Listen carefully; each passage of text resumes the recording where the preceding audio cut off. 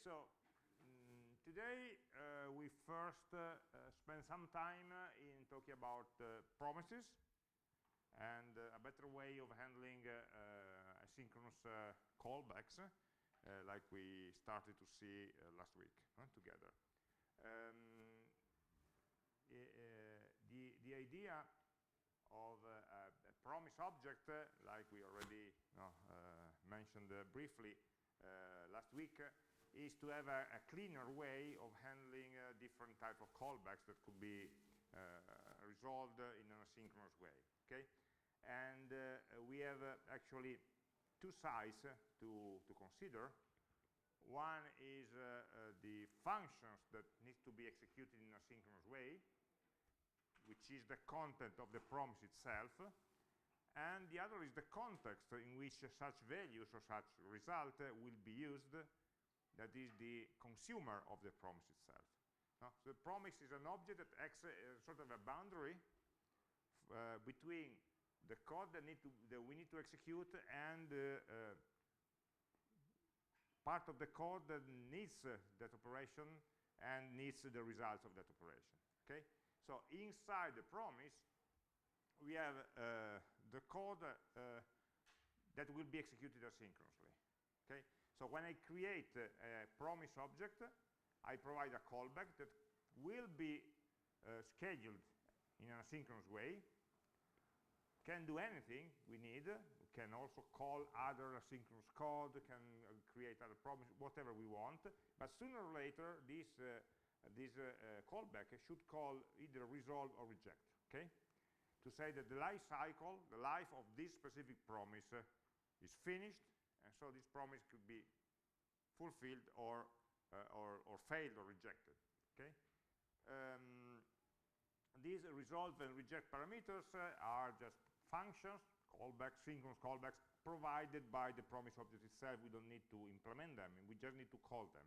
So imagine instead of writing return, okay, write resolve for returning a result, and instead of writing throw, an exception, just call reject with the content of that exception or that error that you are providing.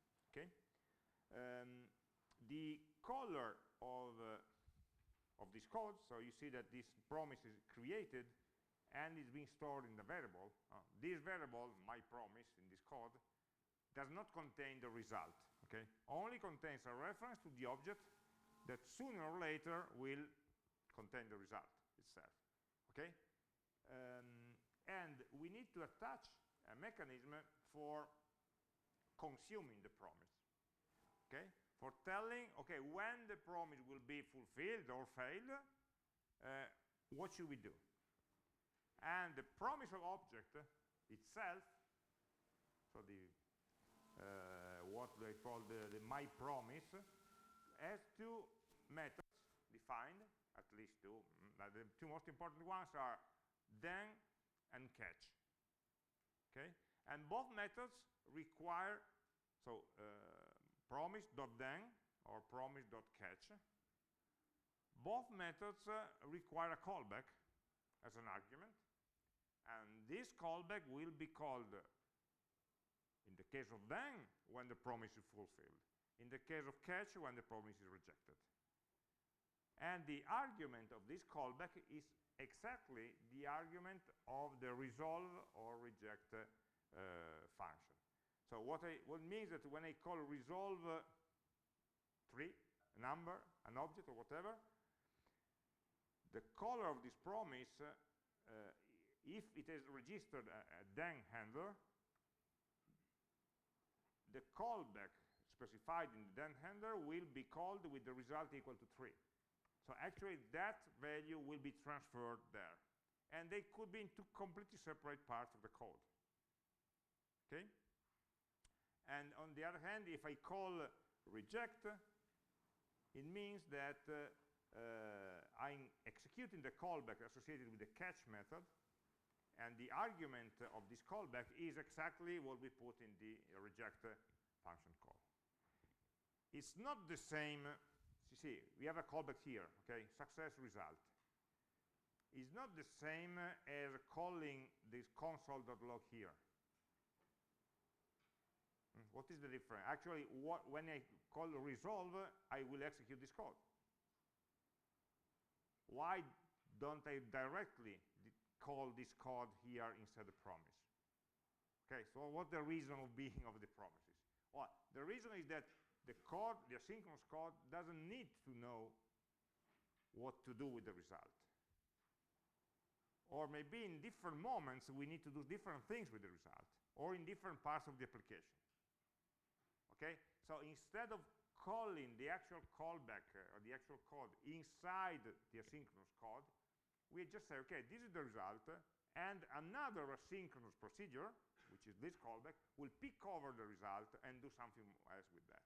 So we are in sort of synchronizing two different asynchronous procedures, two different callbacks, one in the promise and the other in the caller code, to be synchronized or concatenated by passing a value through them. But the code managing the result doesn't need to be inside the code that generates that. So this creates some sort of decoupling that makes it much easier also to pass values around and to organize the code in a better way.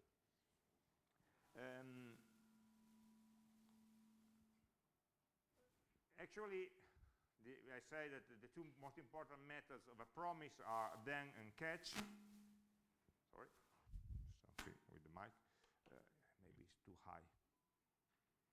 And there's also, if you want to register a final callback, which is executed in both cases, both in the case of success or in the case of failure. But normally we have then and catch. The interesting part of then and catch is that the result of these methods, then and catch, is again a promise. Okay, and so they can be chained, one after the other. Then do this, then do something else, and so on. What is happening is that the then code is a callback that may itself return a value or a promise. Of course, the result of this value will only be available when the callback is called. But I could already register a second handler saying, okay, do something else with this value. I just show you an example here of some code for handling. In this case, it's from a library for accessing Git repositories, okay? Remote Git repositories to interact with GitHub, for example. There's an API, and this is an example of the code, okay? So you call a method, in this case, get repository information, okay? And this is a synchronous method because it needs to call GitHub and wait for the result. So actually, this method returns a promise. So you call this line, and as always happens with the asynchronous code, then after that you do nothing, because you just need to wait until the call to GitHub is accomplished. And then you register a handler saying, okay, when this call returns, take the argument repository and use it to call this other callback, this function, to execute this code. Okay? So in this case, from the repository, on the object representing a repository, and this object will be the result, the fulfilled result of the first promise. Okay? You call a second method that again is an asynchronous method. When you start with something asynchronous, you must follow on with asynchronous steps, because you don't tell the values until you actually run the first one. So in this case, getIssues is another asynchronous operation that returns another promise. When this will be called, later on it will return on its turn, and its result, it will be handled by this then method, okay, that processes the promise returned by the callback associated with the first promise. And in this case, the result will be an issue of the repository. From this issue, maybe you want to know which is the owner of this issue, and then the email, and so on. So at every step, you have some information, and you need some further operation using that information in sequentially. So what you are writing is a set of asynchronous callbacks that will be, sort of called in sequence. As soon as one of them completes, it is a promise, so that promise will be fulfilled, and then the next callback will be called. So in a way, we are writing similar to synchronous code. Now, if you read them, it looks like I do this, then that, then that, then that. Actually, none of this is synchronous. Everything is scheduled immediately and then just waiting for something else to happen in an asynchronous method. But from the point of view of the code, we have an improvement, because we are not going a callback inside a callback inside a callback like we did before, but at least we have all of them at the same level, and we're specifying in which order to do them. Just be aware that after this code, nothing will be still available, okay? So all the results should be in some callbacks. If we want to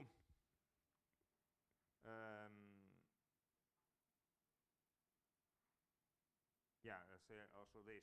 If we have many, so one way of synchronizing promises is to chaining them.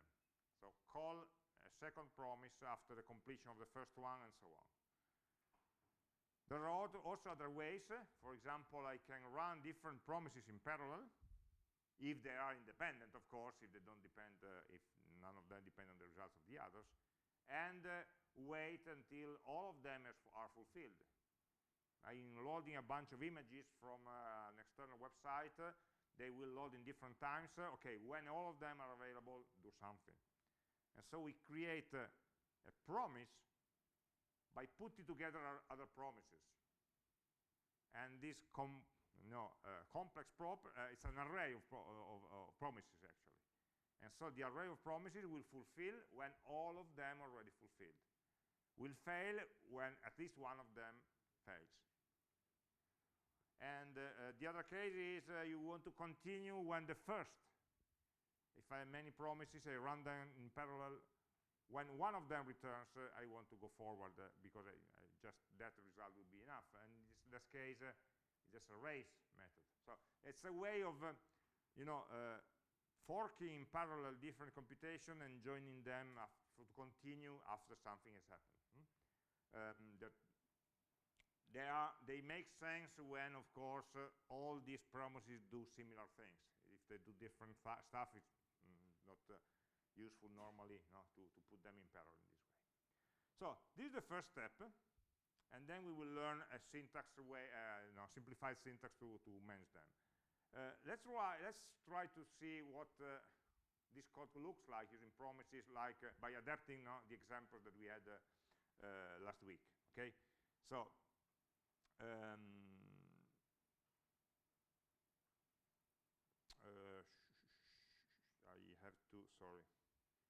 I have to create a new, because I need to load the SQLite database, so I need to move to a different project, sorry. Open folder, week 3, exercise of promises. Okay, and here, let's initialize a new project.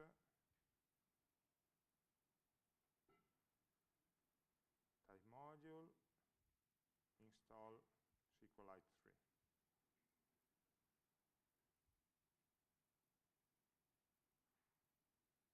And we can also have a copy of the database from questions.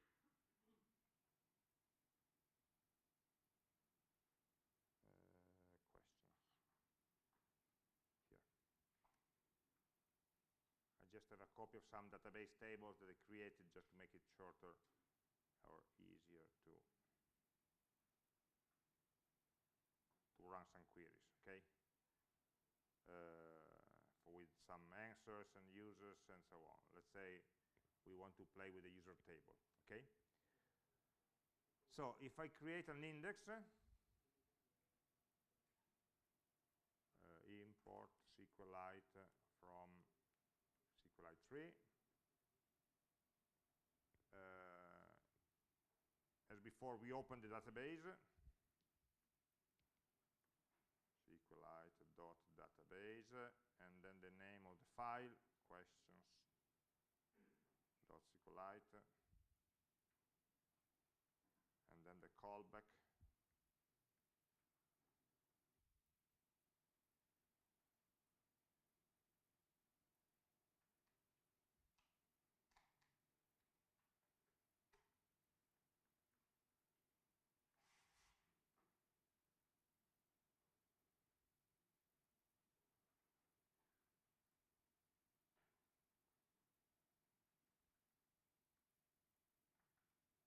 Okay, let's check whether this is running. No, sorry, new. I forgot the new. Okay, so this is running. Okay, let's imagine we want to have the list of the of the usernames, okay, of some users. So we have a function get usernames, for example. Okay.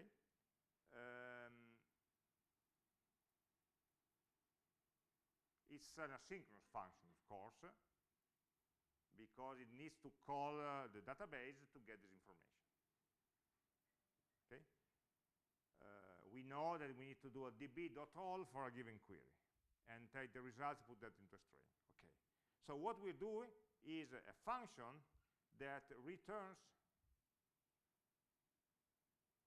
a promise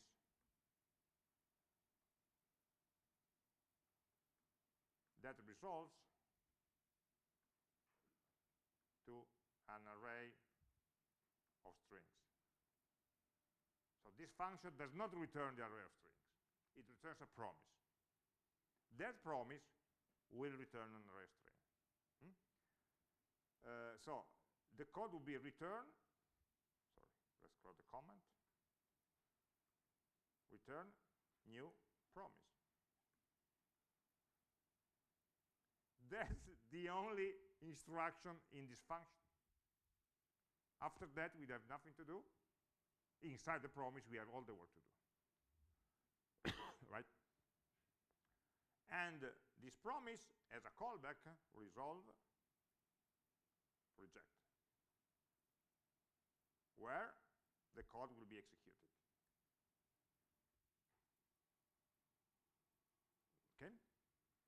And then here we have normal database code. So we have the query to run, could be select, where was the name from user.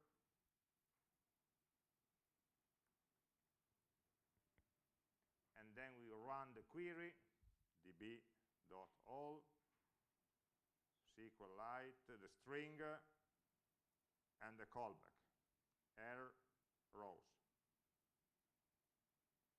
And this is normal asynchronous callbacks as dictated by the SQLite library.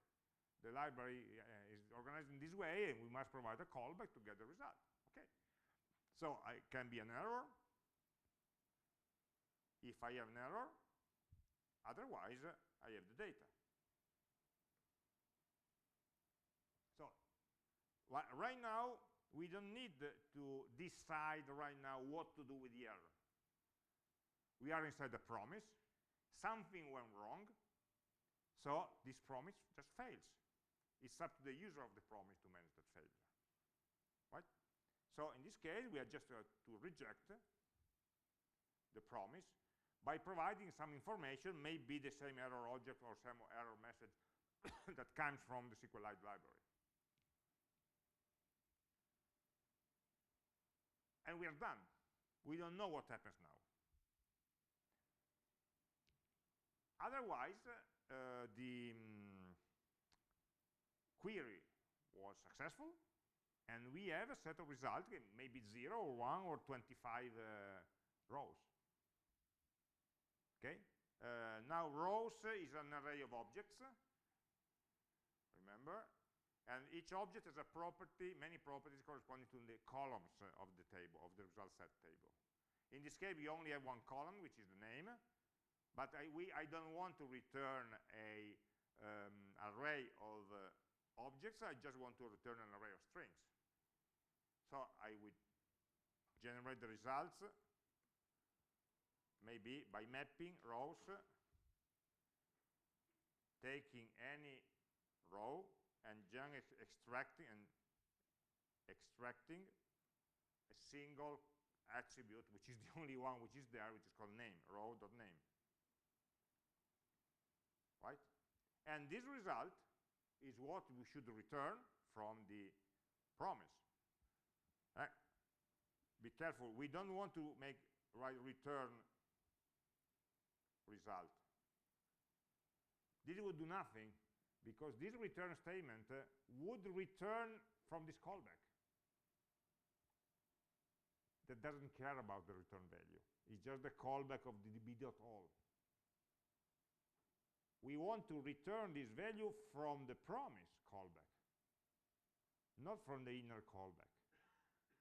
And that's why we will call the resolve function, that we can access through a closure. We can access a variable of the enclosing function, okay. We bypass all the nesting of the callbacks and then call the function that at the top level can be called just to exit from all this hell. Okay? Resolve, result. That's it.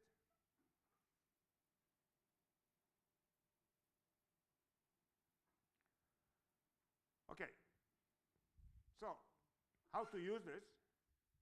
So this, imagine that we are creating a lot of functions. Each of them is returning a promise. Okay? And for using them,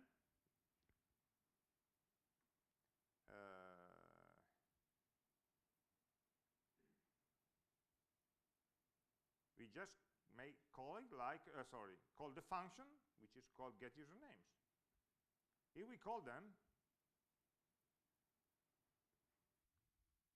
getUsernames is a function that returns a promise. So in this case, if you write users, it will not contain the value. Okay?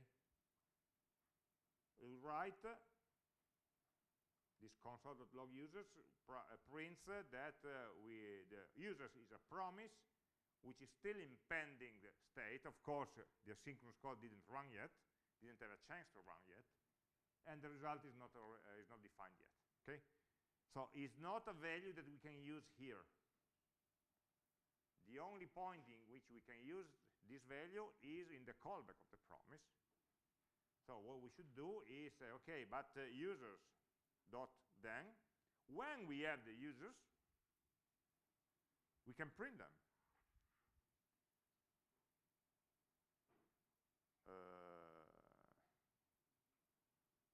U console.log u.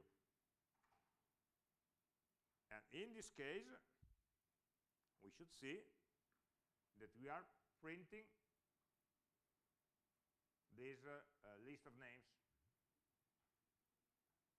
list of strings, which is the result there. So what we have is that what we had here, this result in which is the argument of the resolve function, is exactly this argument of this callback there, associated with the then. So we made a sort of teleporting of this value there. Okay? So in many cases we don't need these intermediate values variables. So what we would write normally would be something like that. Get the usernames and on them do something. And in this case, it's just writing the name. But imagine maybe we want to, for each of them, to extract the email. Okay, we could do a query for all of them, but just for the sake of exercise. What could we do? Huh? Okay, we could, instead of just logging this name, make a loop, and in each loop, make a different query. So let's imagine we have a different function that execute that query. So let me copy it, and a different function get email by user.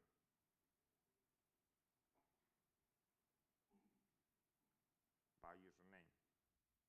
So I know the username, tell me the email of that person. So that would be a different query, of course. I need a username as an argument. And they will only return one string, which is the email of that single person. Okay? So in this case, it will be select, the table was email, the field. So I know the name, I want the email, for example. Select email from user, where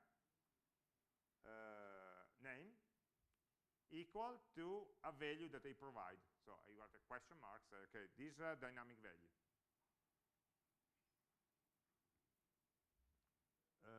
I only need the first result. So I don't need not db.all, but db.get.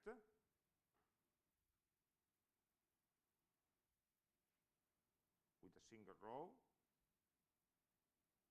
And again, if it's an error, I know what to do. Otherwise, I have a single row.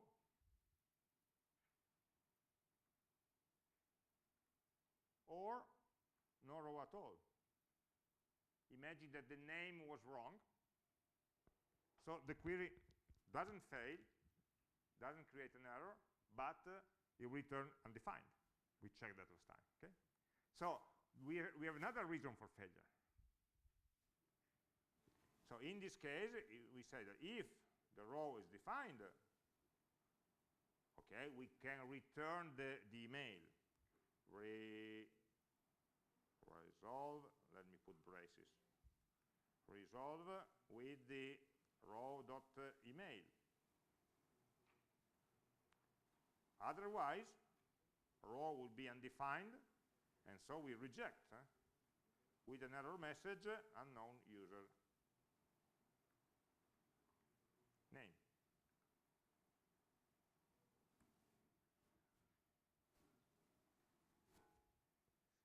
Okay? So there are other reasons to fail rather than just the failure of the query itself.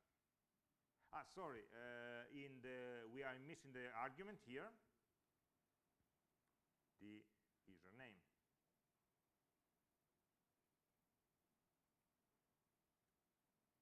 Okay, so the question mark will be substituted by the values that we put here in this array as a second argument of the query method, right?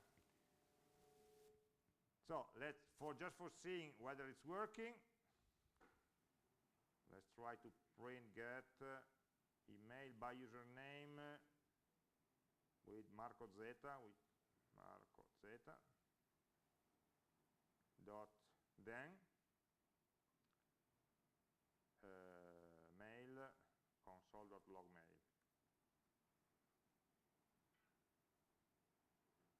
Just see whether it's working. Yeah, it is. For a single email. Okay, now what should I do if I want to collect all of the emails? Okay, I have this for all the users. So I know how to get all the usernames. I could iterate over each of them, right? And for each of them, call the get email by username. So something I could do here is that, okay, let's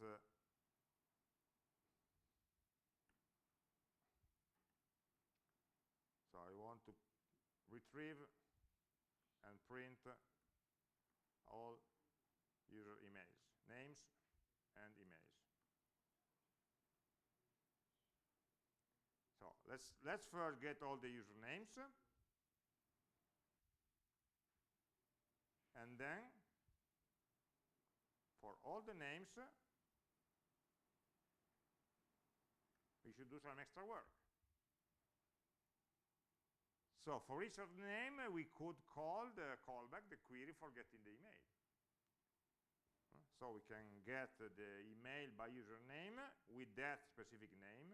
Sorry, I need to make a for const name of names. We iterate over the array, and for each of them we take this specific name and get the email, and then we can print it.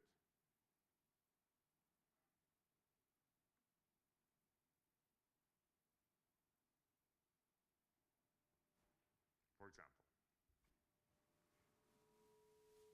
And in this case, it's printing all the emails in a given order, which is Luigi, Alice, Marco, Piero, which is not the order in which the names were listed. Okay, of course, it's the order in which the query is completed. Which can be different from with the order the queries were started. In this for, I'm starting the queries in the order of names, on the order in which the names appear. I'm running all of them, and each of them will have its own time.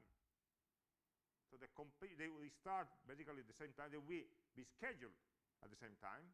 They'll be run in sequence, and they will finish in a different order. Okay, it's normal. It's a synchronous code. So this is a way of using this then and so on.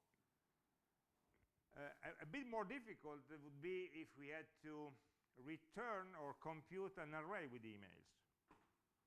That's tricky. If they say, okay, let's build an array of the emails. It's not easy to do at the beginning because we cannot just say, okay, emails like that, and then write, okay, I print the email, and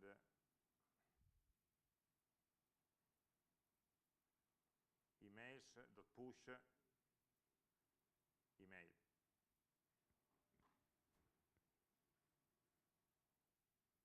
And after the for, we already know there's something wrong.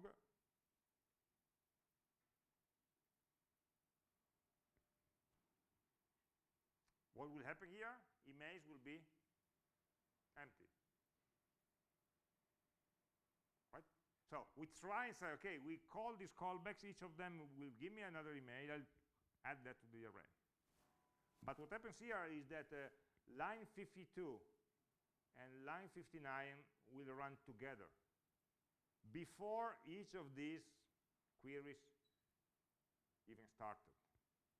So what we see here is an error somewhere. Emails is not defined. Sorry, const. Again, email is not defined. It's mail without the E. And now it runs. Okay, well, you see what it prints? Of course, this console.log of line 59 is printed before the other console.log in line 55. Before. And so it's still empty. What we could do is try to, okay, let's put it here.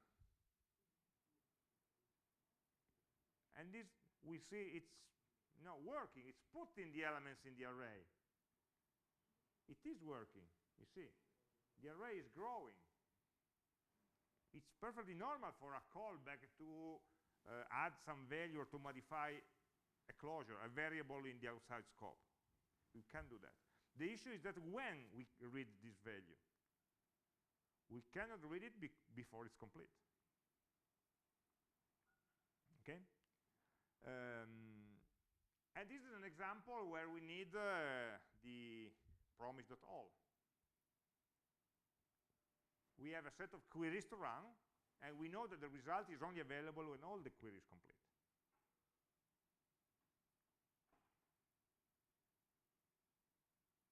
Okay? And so how it works? Well, we with promise.all an array of promises. Promises are just objects. We can put that into an array.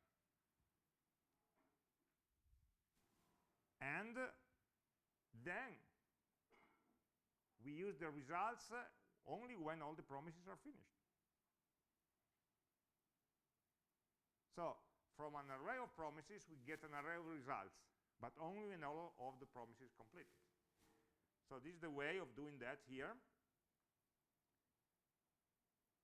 So let's start again this method, this function. Say, okay, I need to run. I have the names. Okay, I have an array of names. I need to run an asynchronous function, a promise, on each of them and collect of the results. So I will create one composite promise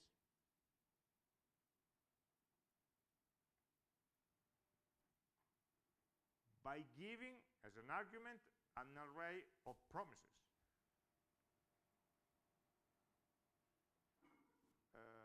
An array of promises. Well, how can I create an array of promises? Well, I can have an array of strings, and with a map method, I can create a promise for each string. Names, map, each name, into get email by username of the name. So what I'm doing here is calling this function returns a promise. For each string here, I return a promise corresponding to the name. We have a string of names. I'm creating a new array for which in every location of the array I have a promise created specifically for that name. And creating the promises also starts the asynchronous work. So now here I don't have an array of names, I have an array of promises. And when they all finish, I will have an array of emails.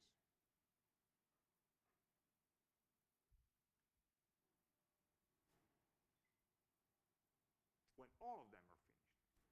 And now I can have a point in the code where the emails are available.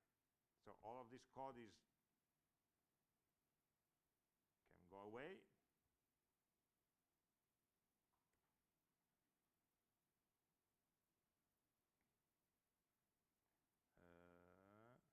Missing clause.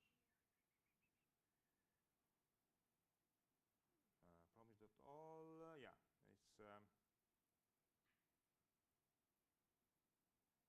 map, it closes here, then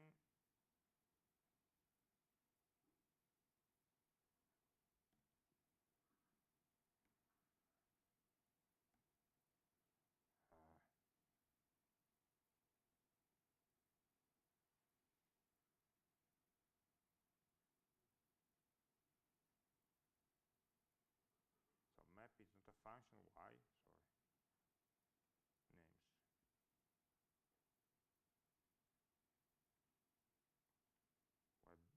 What I'm doing. This is an array. Stupid. Here. Okay, I was calling then on the result of the map and not on the result of the promise. Okay. Now email is not defined. Okay, this is easier. Okay. We got it. Okay, so we need to think in terms of objects that will deliver values by calling callbacks. In a way, the then is able to sequentialize the information. Of course, again, the emails will only be available inside this code here, this line of code, not outside, again, outside the code, in this code here, in this fragment of code, we cannot do we can't do anything with the result. We don't have the results yet. Okay.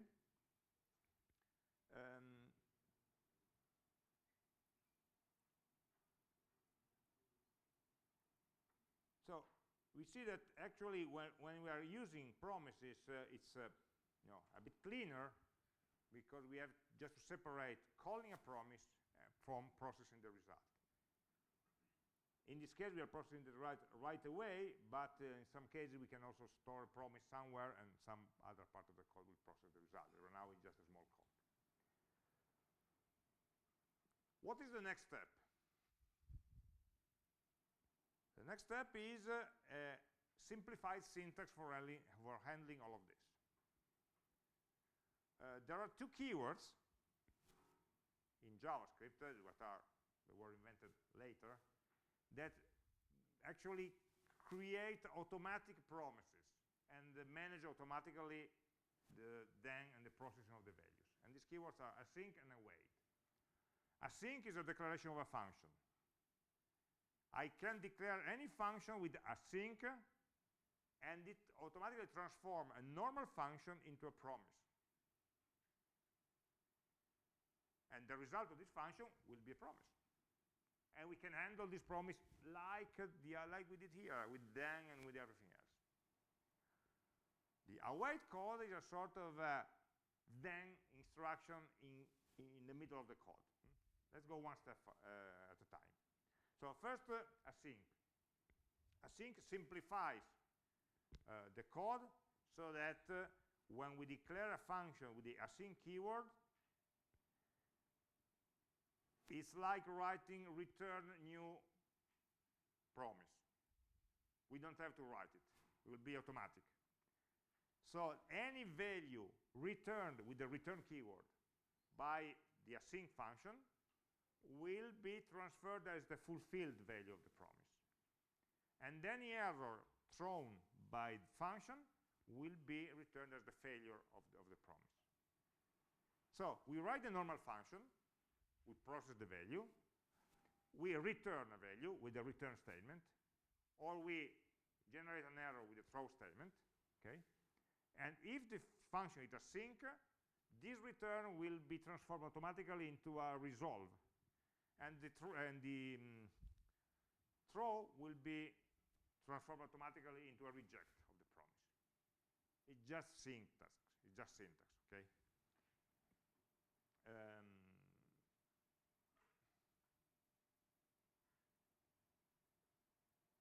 It may be done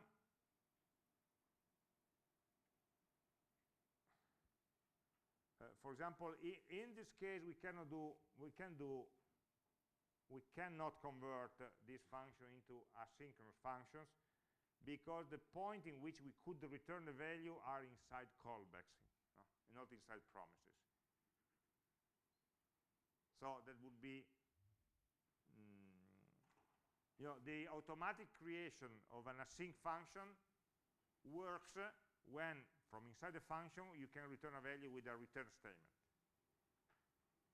But not here, because here we don't have, the return should be from inside a callback. We cannot call it, like we saw before. It doesn't work. It works when you already have promises that build upon other promises. So, for example, imagine that we want this block of code that generates all the emails to be a single function. Okay? I have a function that gives me all the emails, a stupid one. Normally, I would write function, get all emails, that just run this code. It creates get usernames,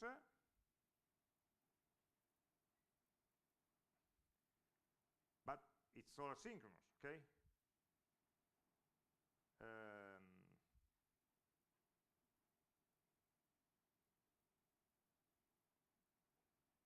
I would write return new promise.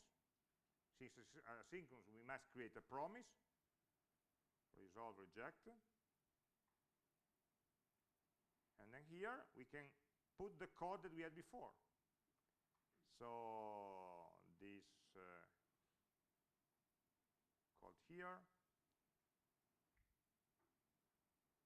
and get usernames like that, and then from each of the names, sorry,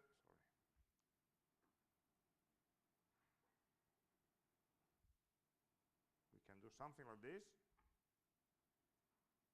But then instead of console.log, we could just resolve emails.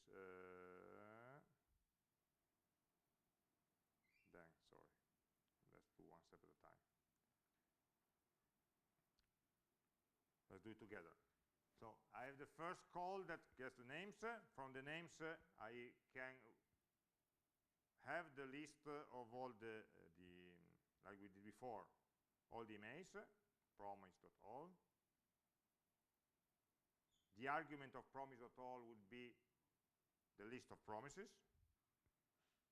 So names.map, each name converted into a promise, get email by username. And all of this, then, when I have the result, it will be the list of emails, okay? Emails that can go into resolve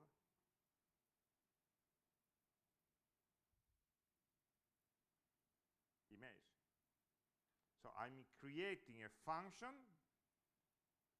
that in this case, here we are, before we were using immediately this value. If I want to create a function that returns this value, I must wrap this function into a promise. And that promise will resolve to the value that can be used later on, okay? So it's all of that. Every function will need to be converted into, instead of returning a value, returning a promise. What async does is automate this part here.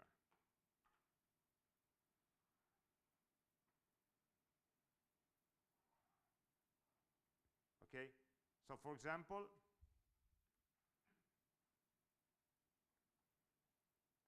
if I have a function that is called return 3, for example, it's a normal function that returns always 3. Okay, if I declare it async, it will actually return a promise that will resolve to the number 3. So putting async instead of this function is equivalent to writing something like return new promise, resolve, reject. And in the body of this function, we have return 3. So this async keyword does all of this work. 3 or whatever computation you're doing, of course. Okay, maybe synchronous, maybe asynchronous, whatever. Okay, so this is a way of writing less code just to create, to save from this line here. It works when you can use return to return a value. Okay, it doesn't work so well when you have some values which are embedded inside many callbacks, because from them you cannot return. But there's the connected keyword, which is called await. Await is a sort of then. So the then method of a promise waits until the promise is fulfilled, and then you execute a callback. So it's explicit that the code inside the then will be asynchronous with respect to the call that is creating the promise. The await keyword hides this mechanism by making your code look synchronous while it is not. For example, have a look at these 3 lines here. We have a console.log, and then we have an await statement of a function and another console.log. What is this function? This function returns a promise that resolves in 2 seconds, just a timeout. Okay? A new promise that sets a timeout, and when the time of 2 seconds, when the timeout is over, it will call resolve. So it's a promise. You just call it. After 2 seconds, it will resolve with actually just a string resolve. If I had this code here, these 3 lines, without the await, what would happen? It would print the first element, it would print undefined here, or no, the promise object, because these 2 lines will be synchronous, and the resolve after 2 seconds will be scheduled asynchronously. If we want here to print the result, we know that this statement here, console.log result, should be in the then of the promise, not in the code after that. Okay? So what await is doing is actually breaking your function in 2. It's cutting your function in half, in 2 halves. The first one will be run before, and the rest of the function, from await to the end of the function, will be put inside of a then automatically. So whatever happens after await is actually, this function is no longer synchronous. It's broken in 2. So remember when we said a couple of weeks ago, all the function will always run from beginning to the end. The code will always be synchronous. Function cannot be interrupted. Okay? We can only schedule things for running later. Yes, except await. Await is the exception to this rule because it actually breaks the function in 2. One part which is executed before calling the promise, and the other part which will be executed later after the promise, if and after the promise is resolved.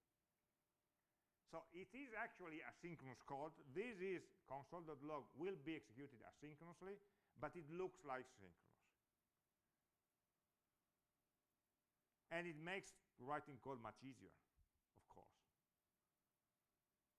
Because instead of writing then, dot then, dot then, and so on, chaining thens, you can just write await, semicolon, and go forward. And all these breaking the function in 2, one before the promise and one after, will be automatically done by the compiler, actually.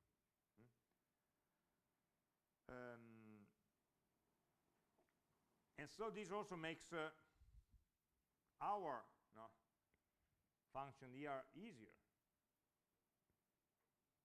For example, all these get emails that where we needed to create a promise, we can do that in the same way by using await. Function get all emails to. We can just say, okay, let's get the names first. Const names equal to await get usernames.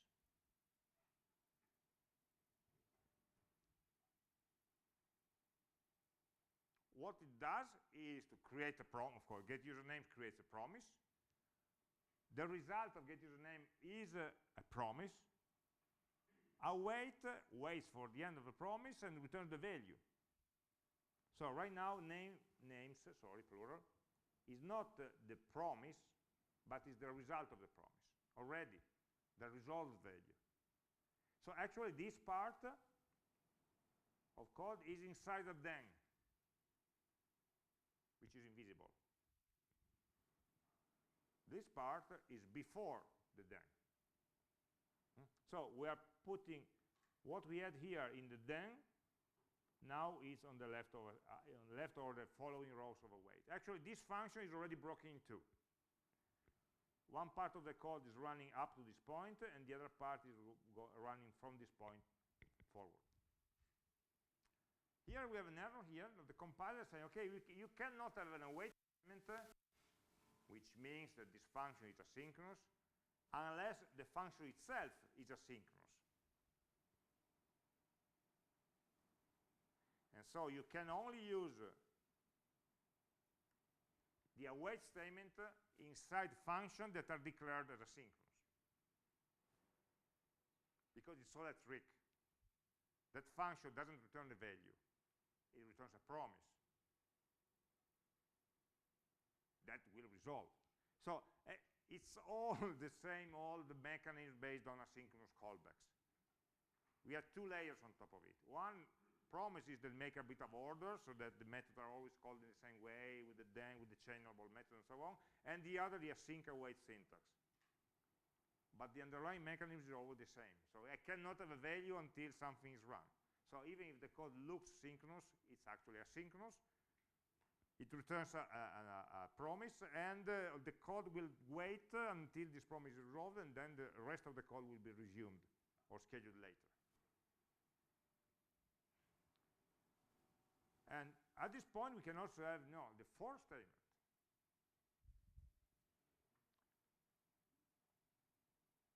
For name of names, we could write const emails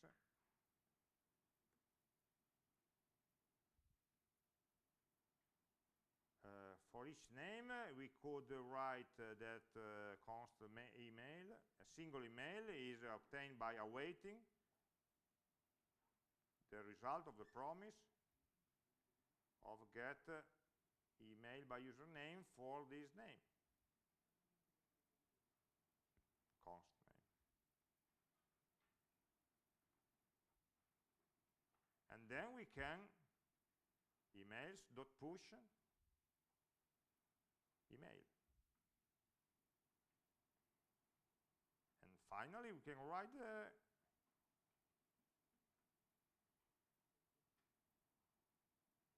emails as a single array. So this was the synchronous code that we wrote before, and it didn't work, of course. It looks like synchronous, but we have two awaits, one here and another there, that will actually stop the execution of this function, wait for the promise, and then resume the function. Actually, this function is not just broken in three parts, one here, the second from here to there, and the third is, because in the for statement, every time it's executed, we are splitting the function, so it will split many times. Actually, we had many small functions. It's all hidden, okay? That's why what we couldn't write before, just using the then callback, and we had to use promise.all. So let's see if it works. Let's try to call this function, get all emails to.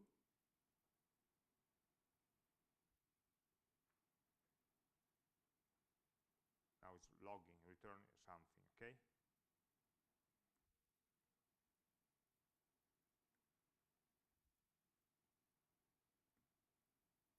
Now we have some errors to correct. Okay, these three, let me remove them. And then email.push is not a function because it's emails.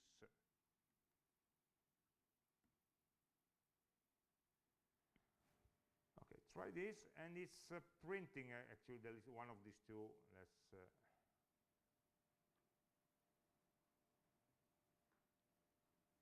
because I already have a console.log some in some previous call function.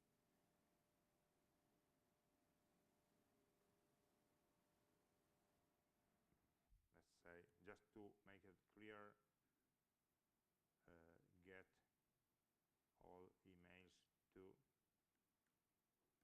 So we know, okay. We are printing this, okay? So all of that asynchronous code is now seemingly synchronous. By the way, this function could also return the value. Why just print it? It's more useful to have a function that returns a value. So instead of logging here, you just have to return emails.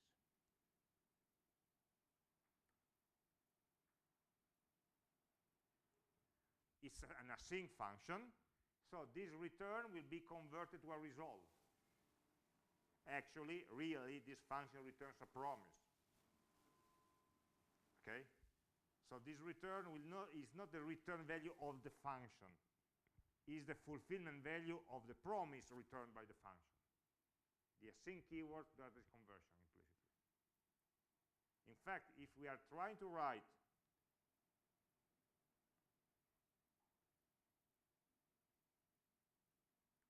this,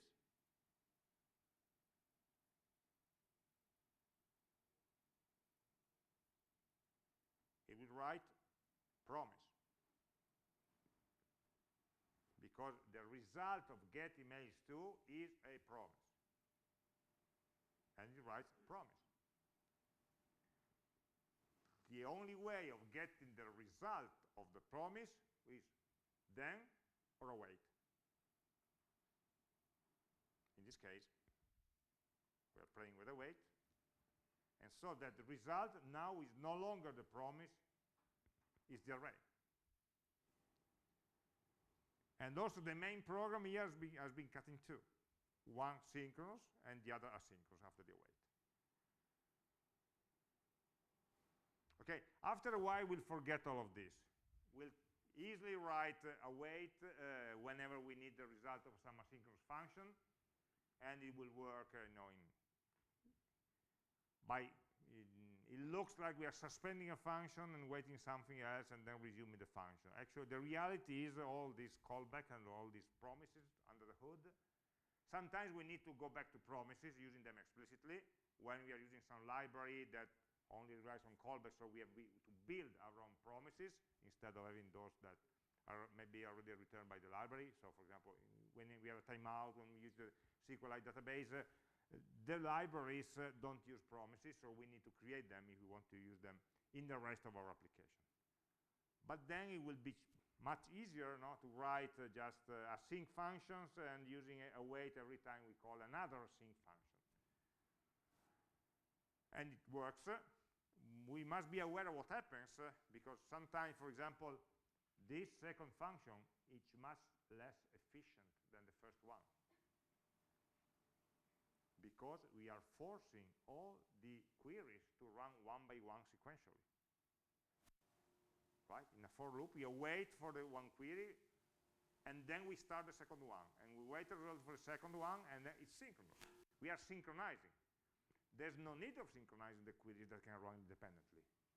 So actually, this version is more efficient, because queries can run in parallel if the computer supports that, the operating system supports that. Or maybe if instead of queries to the database are remote calls to an API server, they really can run in parallel. When we're loading a web page, a lot of content to load, we load it in parallel.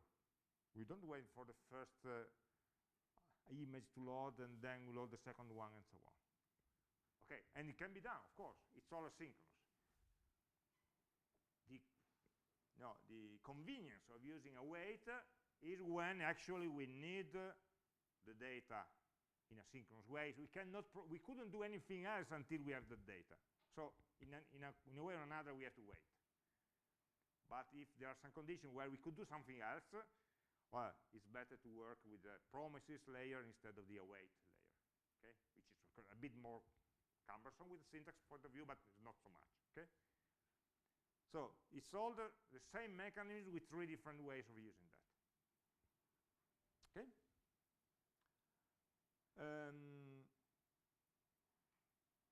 Okay.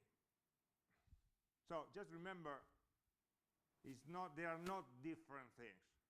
Promises and async await are not different mechanisms, are the same mechanism. You can mix them as you like. Okay, you can take an async function, like I did here.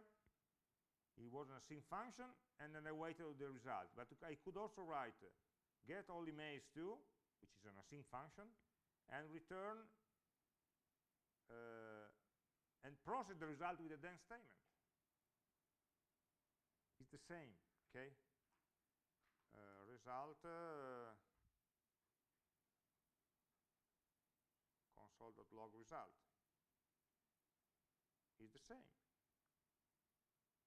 And also before, when we had, you see, we have get me email by username, get username. When we created those, we didn't know about await. We just wrote some function that returns a promise. But nevertheless, we could use the await over this function. Okay? It's the same. Await and then are totally interchangeable.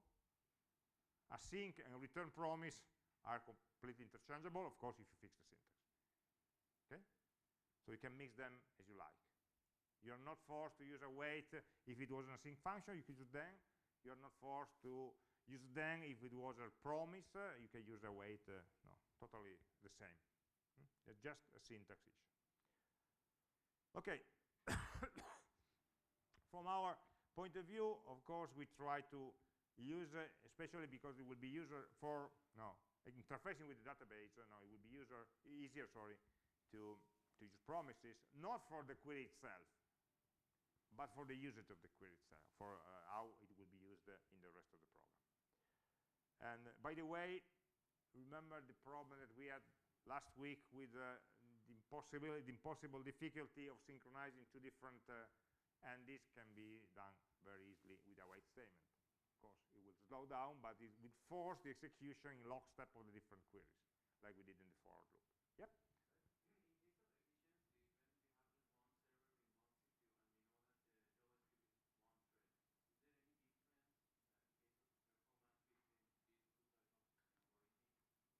JavaScript runs in one thread, but the database not. It doesn't. It runs on the C library at the C level. So maybe the operating system could parallelize that. Okay. Actually, when you are on a single machine, there's not much difference between the two. The issue is, it's also many times maybe there is one slow element that will slow everything down. So you can start. It's not, to answer your question, in a single threaded application, the total completion time doesn't change too much. But the fact that you can start doing something else before some longer operation completes can make the application more responsive. Then, then, or maybe you have different promises running in different times.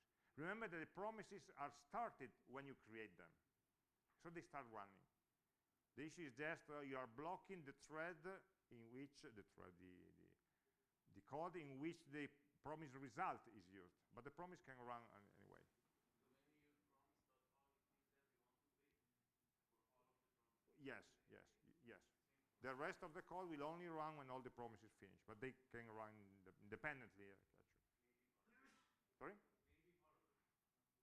Maybe parallel. Let's say, yeah. Okay. If you look around, there are also other variants of the SQLite libraries that already use promises. Okay.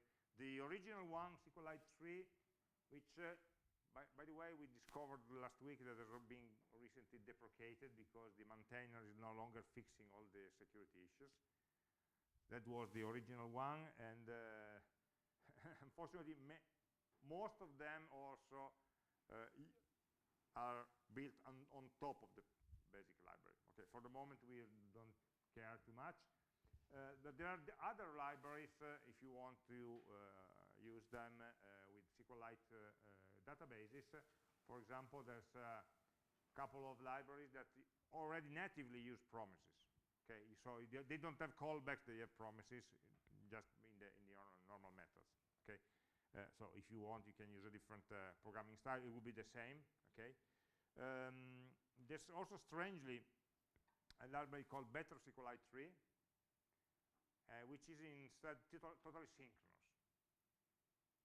So okay, they're saying, or from their benchmark, they're saying all the hassle of setting up an asynchronous method and then waiting and so on usually may take more time than running the query, actually, than the runtime of the query. And so in this case, it will be a synchronous implementation that calls directly the C library, and it's just waiting in the synchronous call. They say it's, they provide data saying that it's, more efficient in this way. We just use the SQLite as an example of asynchronous programming, of course. That will be more useful in other contexts, but you're free to use, of course, the library that you prefer. Yeah, there's a question? No, no, no. You have to use the SQLite database, but you can use the library you want. Yep, yes, yes. We have no requirement on the specific libraries that you use, as long as you know how to use them. Okay.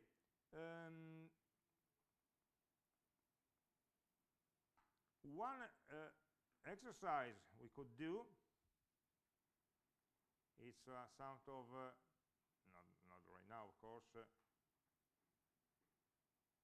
to generalize what we did, and we proposed some exercise that extends the work of last week.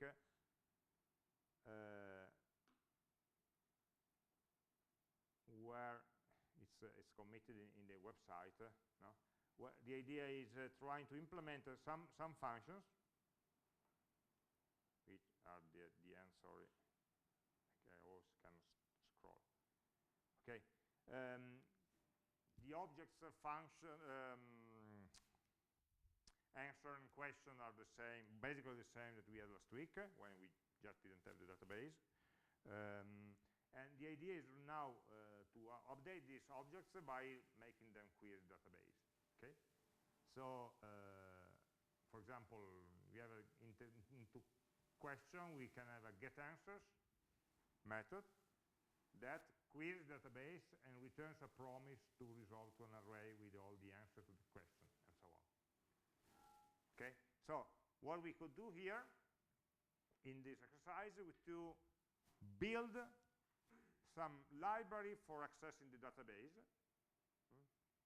We are copying the programming, more or less a programming pattern like called the DAO, or data access object. So we have a set of objects with some methods for which these objects can load or write data from the database by hand. Of course, we could do an object relational model library for do the work for us, but at least we need to understand how they work. Okay, so we don't have time now to do all this implementation. If we have some time at the end of the second hour, we can maybe start one or two of these methods. It's basically generalizing what we did right now, no, with the two or three queries. The pattern is always the same. Okay, and of course I will provide the solution of what we cannot do right now. Because in the second hour we'll try to do the next step and try to embed all this work we did on the database inside a web server. Okay, so the queries to the database that we were just writing them by hand, they will become the queries corresponding to an API call to a web server.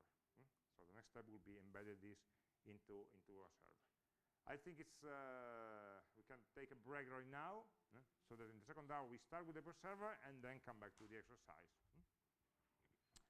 So let's take a 15-minute break.